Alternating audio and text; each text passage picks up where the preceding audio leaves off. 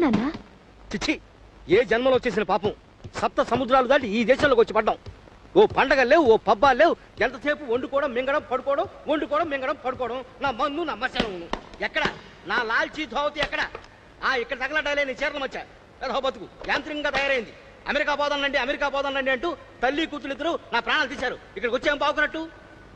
ఏమిటి నాన్న కోపంగా ఉన్నావు? కోపం కాదే, ఒంట్లోంచి తాపం పుట్టుకొస్తోంది. అసలు మంచి ఉద్యోగం అని 4 రాళ్ళు ఎక్కువ సంపాదించుకోవచ్చని ఈ దేశానికి రావడానికి ఒప్పుకున్నాను చూసావా? అది నేను చేసిన తప్పు. ఇదిగో లెంపలేసుకుంటున్నాను. ఏమైందండి వాళ్ళ? ఏమీ అవలేదే, అదే నా బాధ. ఇవాళ చైత్ర శుద్ధ నవమి. అయితే నా శ్రార్థం. ఇవాళ శ్రీరామనవమి. అలాగా? అయ్యో, ఇందాక శేషగిరిరావు బజార్లో కనిపించి చెప్పండి సరిపోయింది కానీ లేకపోతే ఇవాళ నవమని సంగతి తెలుసుండేదే కాదు. మన ఊళ్ళో ఉండుంటే మన ఇంట్లో ఉడతాభక్తిగా సీతారామ కళ్యాణం నా చేతుల మీదుగా జరుపుకునేవాడిని. భద్రాచల కళ్యాణం రేడియోలో వినేవాడిని. ఇక్కడ ఆలోచనే లేకుండా పోయింది. లేచిన దగ్గర నుంచి కాలంతో పరిగెత్తి 40 మైళ్ళు ఉద్యోగం కోసం వెళ్లే ఆరాటమే తప్ప. రామచంద్ర, ఐహిక బంధాల మధ్య ఇరుక్కుపోయి నిన్ను మర్చిపోయానయ్యా. నన్ను క్షమించు తండ్రి.